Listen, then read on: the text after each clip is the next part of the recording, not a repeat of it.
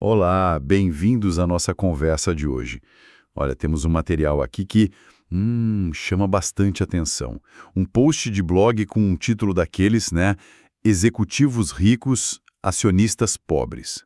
A trágica ópera das bolsas. Oi, exatamente. Esse texto é do blog Dinheiro que Me Veja, da OkJub.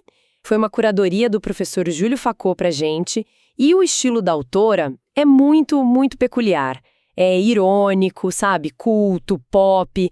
E tem uma acidez, assim, na medida certa para falar de investimento. E a ideia aqui é a gente mergulhar nessa visão bem crítica sobre essa relação, que muitas vezes é complicada mesmo, né? Entre quem está no comando das empresas e quem, bom, investe nelas, os acionistas.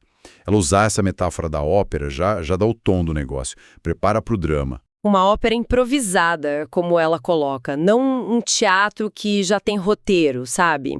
Isso sugere imprevisibilidade, talvez, até uma falta de controle, onde o investidor minoritário pode acabar sendo a vítima dessa tragicomédia toda. E ela estrutura o texto em 3 atos. São 3 fábulas fictícias, mas que, segundo ela, parecem bem reais. Então vamos lá. Primeiro ato, o pet do controlador. A história, basicamente, é sobre o CEO de uma varejista grande, cofundador da empresa, que resolve vender uma parte bem relevante das ações dele. A justificativa. A clássica. Necessidade de liquidez pessoal. E aí já entra a primeira alfinetada da autora, né? Ela questiona essa coerência do executivo. Quer dizer, publicamente ele aposta na empresa, fala do futuro, mas nos bastidores corre para vender as ações e realizar o lucro. A comparação que ela faz é muito boa. Sim, a do padeiro, que elogia o próprio pão para todo mundo, mas em casa come torrada industrializada. É uma imagem forte, né? Para mostrar essa coisa meio dúbia. Fica aquela sensação de faça o que eu digo, mas não o que eu faço. Exato. Assim, tecnicamente falando, o controlador, o CEO, ele tem todo o direito de vender as ações dele. Claro. Mas o ponto nevrálgico aí é o sinal que isso manda para o mercado, né? Quando um insider importante vende um volume grande de ações, ainda mais com essa desculpa meio vaga de motivo pessoal, o mercado tende a ler isso de forma negativa. Levanta suspeita, sabe? Sobre a confiança daquele executivo no futuro do negócio que ele mesmo toca. É a questão da transparência, né? Da comunicação. Talvez se a justificativa fosse mais clara, mais concreta, ou se o momento fosse outro.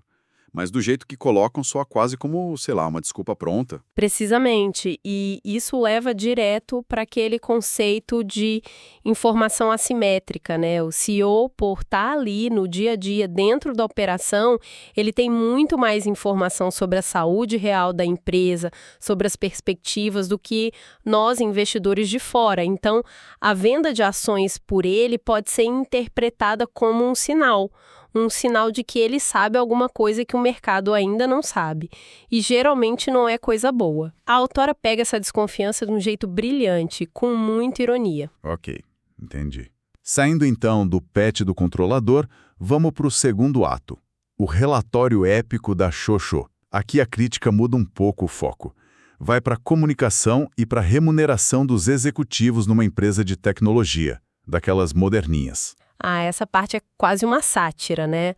A tal empresa fictícia, a Xoxô, decide apresentar o relatório anual dela escrito por inteligência artificial. E aí transforma o negócio numa epopeia cheia de palavra bonita, rebuscada, mas que, segundo a autora, não serve para nada para o investidor na prática. É tipo botar uma roupa de festa em informação que talvez nem seja tão boa assim, para distrair, talvez. Um excesso de forma que esconde a falta de conteúdo. Exatamente essa é a ideia. A autora descreve como informação gerencial travestida de teatro simbolista. E o ponto principal é que, apesar dos resultados ruins, ela usa a palavra trôpegos. Os executivos se dão bônus obscenos. A imagem que ela pinta é forte. O navio afundando, sabe? E os capitães lá na proa brindando. Isso toca num ponto muito delicado, né? Que é o alinhamento ou a falta dele entre o quanto os executivos ganham e o desempenho real da empresa para os acionistas. Como pode a liderança ser tão bem paga, tão generosamente recompensada, quando o resultado não está vindo? Esse é um dos debates centrais em governança corporativa, né?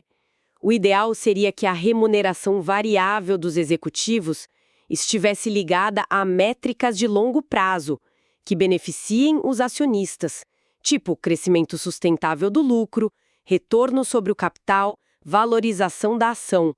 Quando os bônus parecem totalmente desconectados da performance real, principalmente em momentos difíceis, isso gera uma desconfiança enorme, um ressentimento mesmo por parte de quem investe. E essa ideia de usar IA para escrever o relatório parece moderno, né? Mas a autora critica. Diz que é um jeito de obscurecer a realidade, de criar uma fachada bonita. Sim, a crítica não é contra a tecnologia em si, claro que não. É contra o uso dela para criar essa cortina de fumaça. Um relatório tem que ser claro, objetivo, tem que dar informação útil para a gente poder tomar decisão. Transformar isso numa peça literária super complexa pode ser um jeito de dificultar a análise dos números, das estratégias. A transparência vai para o espaço. A autora usa a ironia para mostrar como a situação é absurda. Faz todo sentido. A forma não pode, de jeito nenhum, substituir a substância. Especialmente quando a gente está falando de prestar contas para os donos do negócio, né? Os acionistas.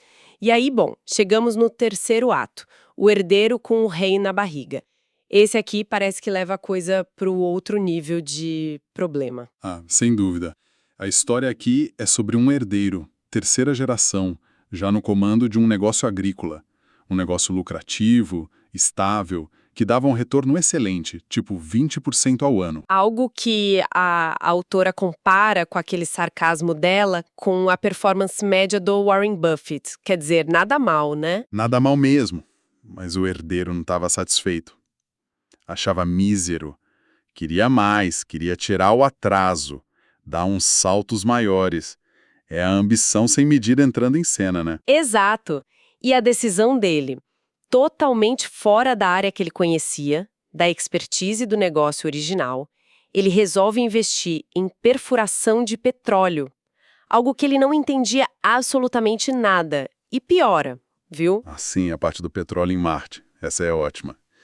Com o lucro das empresas da família, que estavam listadas, e ele compra uma participação numa petroleira que tinha planos de explorar petróleo em Marte. É o ápice do delírio estratégico, como a autora disse. A fábula é um prato cheio para ilustrar problemas clássicos. Primeiro, essa falta de foco estratégico, sabe? A síndrome de achar que a grama do vizinho é sempre mais verde. Sair do seu círculo de competência para se aventurar em área desconhecida é um risco gigantesco.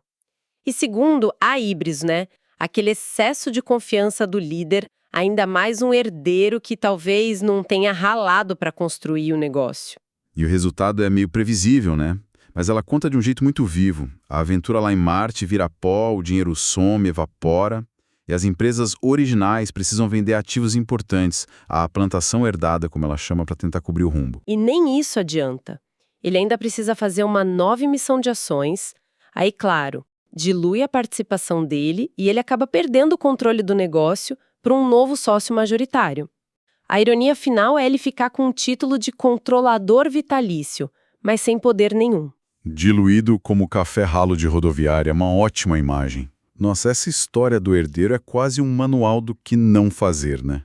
Em gestão, em alocação de capital, mostra como essa busca maluca por crescimento a qualquer custo, sem disciplina, fora da área de domínio, pode destruir valor de um jeito assim espetacular. Precisamente.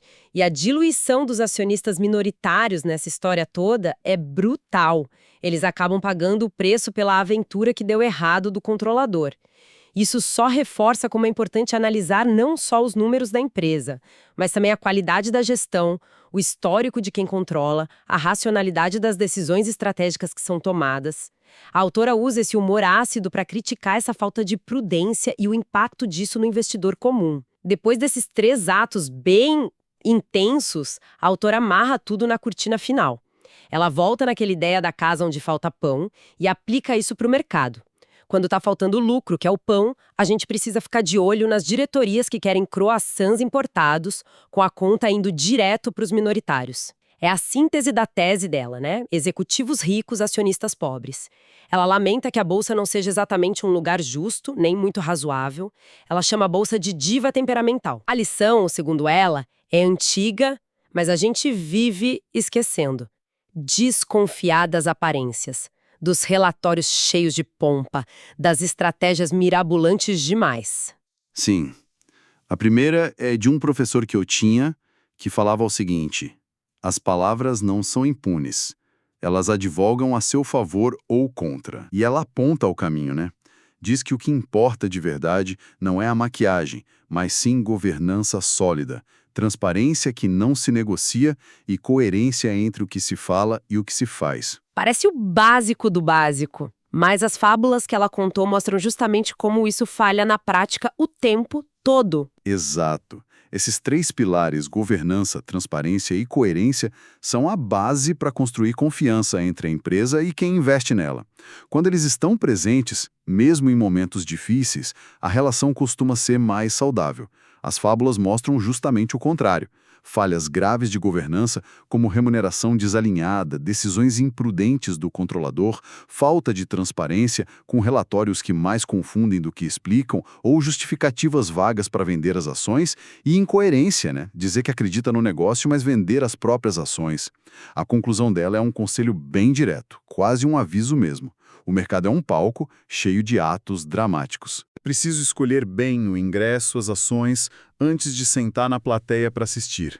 E termina com uma frase que resume bem o tom do blog e a responsabilidade que o investidor tem. O dinheiro pode até ser cego, mas você, caro leitor, não pode se dar a esse luxo. É uma chamada forte para ação, né?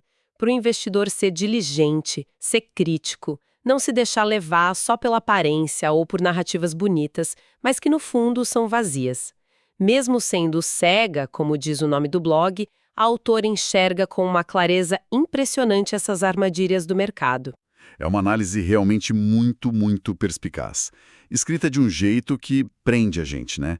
As metáforas são ótimas. A ópera, o padeiro, o transatlântico kits, o café ralo, tudo isso ajuda muito a passar a crítica de forma eficaz. Sem dúvida nenhuma, o uso do humor, da ironia, não tira a seriedade da crítica. Pelo contrário, eu acho que torna tudo mais memorável, mais contundente até.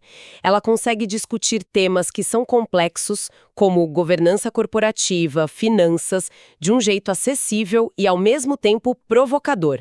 Então, para a gente resumir os grandes temas que essa análise trouxe aqui a partir do texto, a importância fundamental do alinhamento de interesses entre quem gere e quem é dono, os acionistas, os perigos da falta de transparência, da comunicação que engana, os riscos das estratégias muito mirabolantes sem foco e, claro, a necessidade constante do investidor manter sempre um olhar crítico bem atento exatamente. E talvez tenha uma camada a mais aí, que é a crítica a uma certa cultura corporativa que às vezes parece mais preocupada em enriquecer a gestão do que em gerar valor de forma sustentável para todo mundo envolvido, incluindo principalmente os acionistas minoritários que confiaram o capital deles naquela empresa. Fica a reflexão, né? Sobre como a gente pode identificar esses sinais de alerta que a autora descreveu tão bem nessas fábulas dela. Não é uma tarefa fácil, claro. Exige pesquisa, análise crítica e, quem sabe, uma boa dose de ceticismo saudável. Concordo plenamente. E talvez a pergunta que fique ecoando no final seja: quantas óperas trágicas parecidas com essas estão em cartaz agora mesmo no mercado? E como é que a gente pode escolher melhor os nossos ingressos para evitar assistir a um espetáculo que só dá prejuízo? Uma excelente provocação para a gente fechar. Queremos agradecer imensamente ao professor Júlio Facó, que fez a curadoria deste material tão rico, e, claro, à autora Roquei Dube e ao blog Dinheiro que Me Veja por essa análise tão afiada e, vamos combinar, tão necessária. Esperamos que essa conversa tenha sido útil, que tenha estimulado algumas reflexões. Até a próxima!